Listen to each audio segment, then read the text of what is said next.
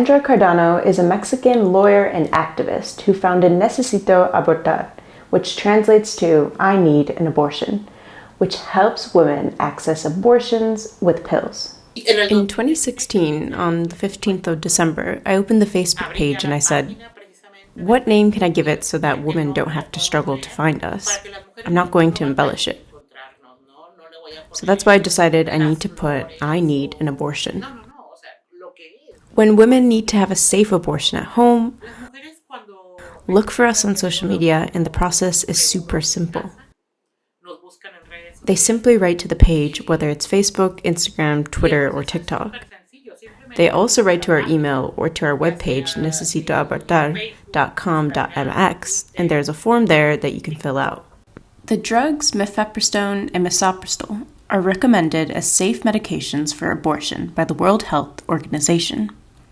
They can safely and effectively empty the uterus by triggering a miscarriage-like process. Misoprostol, used to treat stomach and duodenal ulcers, is the most commonly used medication for abortion. It is sold over the counter in Mexican pharmacies for the equivalent of $15 to $30.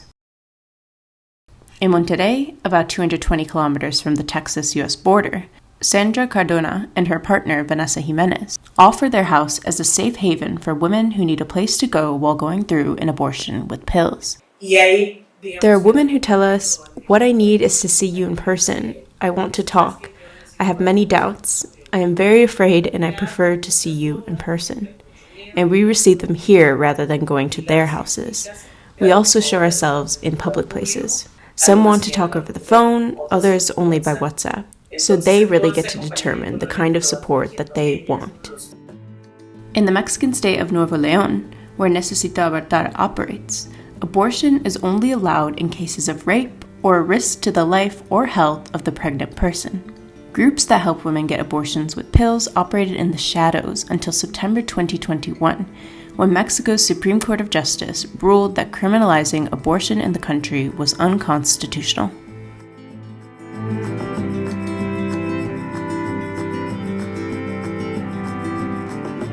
Ciudad Juárez in the Mexican state of Chihuahua is located just a few kilometers away from El Paso, Texas. These two cities have been historically linked for political and cultural reasons. Now, with the overturning of the U.S. constitutional protection for abortion, known as Roe v. Wade, and local bans on abortion having been adopted in Texas, a new wave of American visitors is appearing in Juárez. We have had at least 3 cases to date of women who live in Texas and other U.S. states who have spoken to us seeking support to get the medication. More than anything, most of the time, women come to us without knowing that they can be supported throughout the process. And the only thing they ask is help to get the medication. But being there for them is part of our comprehensive support. Eileen Flores is a young activist in Juárez. She and some friends run a misoprostol bank and help women from Mexico and the U.S. to access the medication. The truth is that I find it very, very complicated and strange the way things are changing in the U.S. and Mexico. The U.S. was a country that always allowed it in certain states, and Mexico totally prohibited it, and now the opposite is happening. So that makes me wonder what things may be like in the future. I think it will be a change for the better, but for Mexican women. But I don't know how much it will affect us that foreigners come to us for these procedures.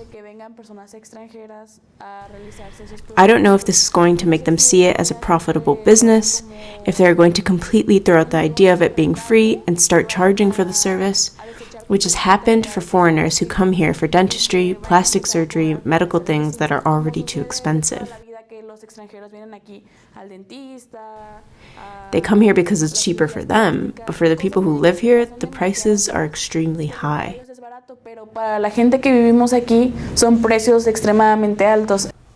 17 Mexican organizations joined forces in 2021 to launch a cross-border network ready to provide care to U.S. people seeking abortions. All the groups we interviewed for this investigation are part of this network. Karina de la Cruz is a member of the group Marea Verde en Nogales, a city in the Mexican state of Sonora. It is separated by a wall from the U.S. city of the same name in the state of Arizona. Now we are thinking about all the women who are in the U.S., for example, and who are undocumented. The possibility of accessing a termination has been completely taken away from them. And how can we reach these people? Some women have the means to come and buy the medicine, but there is a very large group of women who don't. So we are, more than anything else, thinking about how we can support these women. It has also been mentioned that the restriction that exists in the US would put us, their supporters, on the same level as drug traffickers. Because when we transport the medication there, we would be committing a crime.